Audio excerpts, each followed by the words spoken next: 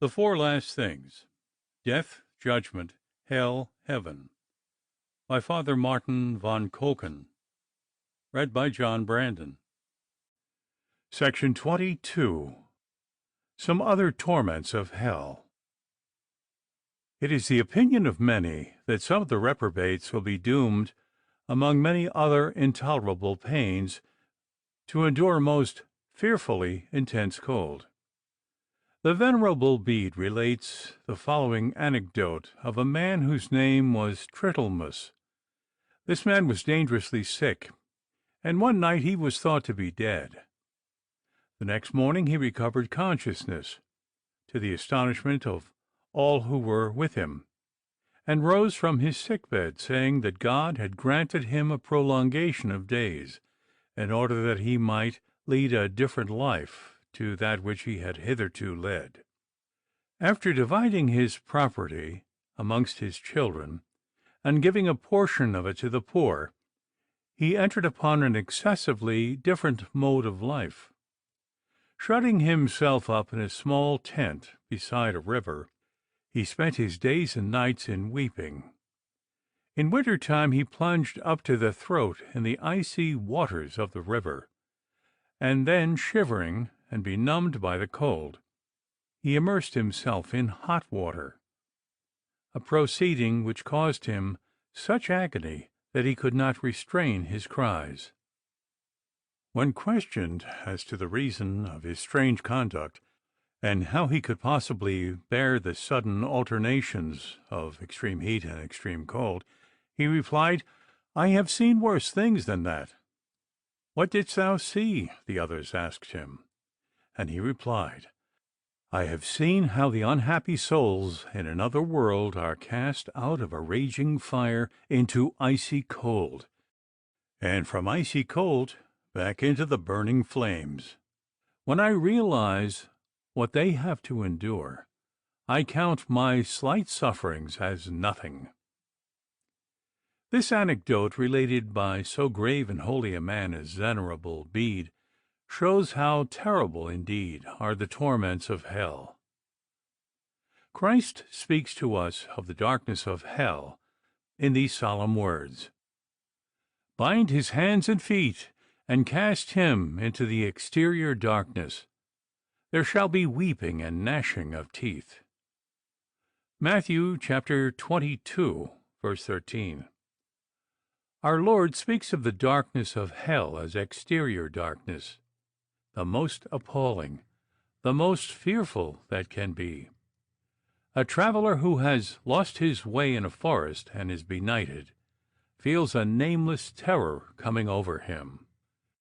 Now there is a land which is covered with the shadow of death, where no order, but an eternal horror reigns. That land is hell. An oppressive gloom weighs upon the lost. An indescribably terrible darkness prevails.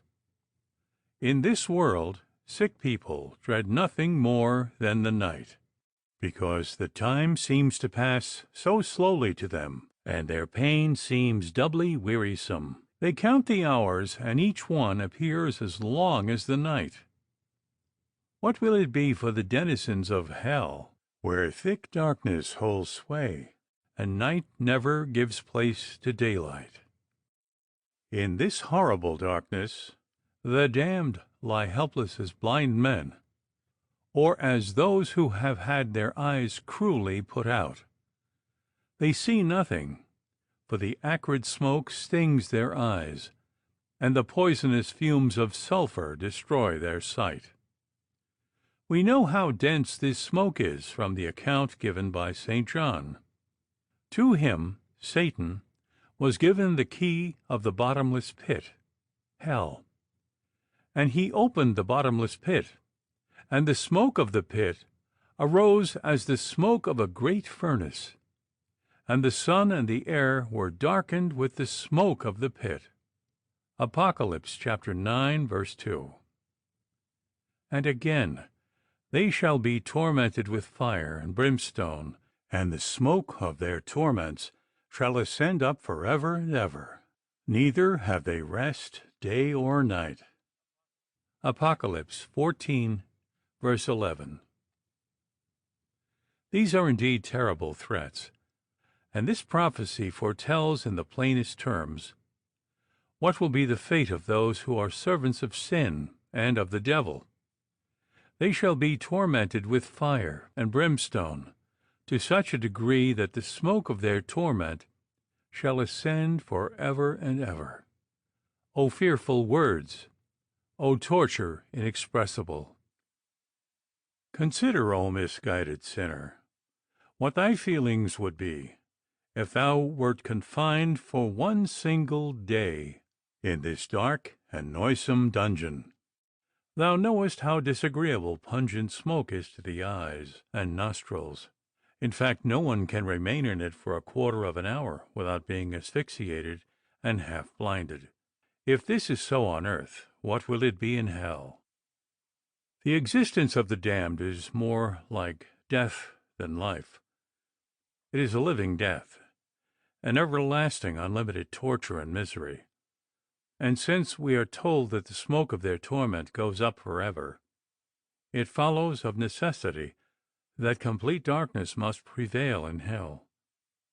In connection with this subject, Venerable Bede relates the experiences of the man, Tritlemus, of whom mention has already been made, whilst he lay in a trance and was supposed to be dead. On recovering consciousness, amongst other things, he narrated the following. I was conducted by a being clothed in shining garments through a country quite unknown to me, until we came to a region enveloped in thick darkness that made me shudder with fear and horror. I could distinguish nothing but the figure of my guide. As we penetrated deeper and deeper into this obscurity, I perceived in the midst of the darkness an abyss of immense extent, filled with smoke and a lurid glare, the sight of which caused my hair to stand on end with terror. From this abyss proceeded piteous wailing, which sounded as if a number of men and women were being put to cruel torture and death. But the worst was that my guide vanished, leaving me alone in this terrible spot. I cannot describe the agonized apprehension that took possession of me. In vain I looked around in the hope of finding succor or solace. The terror I felt was so great that I thought I should have died. When I looked down into the black abyss, I was afraid lest I should fall into it and be lost body and soul. For with the lurid flames that rose not of the abyss, there came burning sparks that fell back into it with a deafening noise, besides masses of sulphurous, smoke-like clouds that seemed as if they might at any moment sweep me down with them into the depths of the fiery gulf. These were all lost souls, which were driven upwards like sparks from burning logs by the force of the underground fire. God alone knows what I suffered. A cold sweat broke out all over me, whilst I stood there in this agony, not knowing which way to turn. There sounded from far above my head peals of laughter, and mingled with the laughter, bitter weeping and howling. As this noise came nearer, I saw a number of devils, who had with them 5 helpless souls, whom they were persecuting and tormenting. The devils were in exultation, mocking and laughing. The souls were in despair, uttering lamentations and cries of poignant anguish. Imagine what my feelings were when I heard their cries, and observed that the accursed devils were coming nearer and nearer. When they came close up to me, I was so overpowered with terror that I thought I should have fainted, and I believe if God had not strengthened me, I should have died there and then. For the demons glared at me with their fiery eyes in so alarming a fashion and the poor souls called on me so pitifully for help that I was divided between fear and compassion, and my heart was as if it must break. When the souls had been driven past me, they were precipitated into the depths of the abyss by the evil spirits with such violence that heaven and earth seemed to tremble, and such a cloud of sparks flew upwards that I was afraid they would cover me. Finally, to my great grief and alarm, a number of evil spirits approached me, breathing rage and fury, and making as if they would drag me down with them into the black abyss. Then, in abject terror, I wept and wailed, and implored help from some quarter. For in this dense darkness I beheld nothing but mocking devils, the yawning gulf and leaping flames, and knew not whither to turn for deliverance. When my distress was at its height, my guide reappeared. He rescued me from my enemies and conducted me out of that dark, foul, horrible place. He told me, moreover, that I was to return to my body, and that I was to make known to as many as possible of my fellow men the existence of this land of terrible darkness. In addition to the sinister obscurity that prevails in hell, caused by the stifling smoke that rises in dense clouds from the lake of brimstone, there is the presence of frightful demons who increase the pain and torment of the damned. We read in the legend of St. Anthony the Hermit that the demons frequently appeared to him under various forms, plaguing and frightening him in indescribable ways. Sometimes they took the shape of wild beasts, lions, bears, dragons, or savage dogs. At other times they appeared in human form, that of fierce-looking men, beautiful women, or monsters of hideous aspect. Sometimes they beat and maltreated him so barbarously that they left him half dead. Sometimes they caused him such terror by their strange spectral apparitions that had not God and his angel guardian come to his aid, he would have incontinently expired. Now, if they did all this to a man of saintly life, over whom they had no rightful power, what will they not do in hell to the ungodly sinners who are completely at their mercy? Doubtless these diabolical spectres, assuming the shape of wild animals, will fall upon the wretched sinners and mishandle them shamefully. This will be a fresh misery for them. No one can imagine what new terrors and torments the ingenuity of these spirits of hell will devise to harass the damned and pour out on them their devilish malice.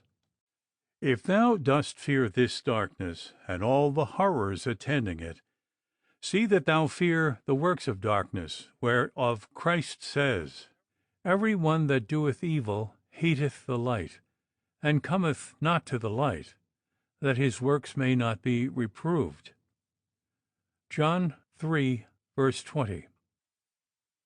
But if thou lovest darkness, and seekest the darkness that thou mayest sin with greater impunity, it will be no act of injustice on God's part to cast thee into everlasting darkness, and at thy death to say to the devils, because throughout his life he has loved darkness and the works of darkness, bind his hands and his feet, and cast him into the exterior darkness, where shall be weeping and gnashing of teeth. Would that all obdurate sinners could see this, and consider the frightful torments which await the careless and indifferent. For in that wherein we have sinned, we shall also be punished. And as in our own day there are so many tepid and negligent Christians who have not the slightest zeal for religion or religious exercises, we bid them beware, lest they be one day cast into hellfire at the command of him who calls himself a jealous God, and who is alone to be feared, because he can destroy both body and soul into hell. Wherefore consider, O cold and careless Christians, What a fate before you! Truly, were you to reflect upon these frightful torments, you would at once enter into a new life. Instead of being tepid, sluggish, lax, cold Christians, you would quickly become zealous, active, scrupulous, fervent servants of God. Away then with all tepidity, all indifference, in the great business of our salvation. Whosoever thou art who readest this, resolve to fulfill thy duties as a Christian with all earnestness. Approach the sacraments more frequently than thou hast done hitherto. Hear Mass more frequently than hitherto. Be more instant and fervent in prayer than hitherto. Think more often of God and of the last things. Thus thou wilt surmount the indifference, the coldness that has crept over thee. Thou wilt make God thy friend. The hope of eternal felicity will rise up within thee and become a blessed certainty. God grant that by His grace it may be so with thee and with me.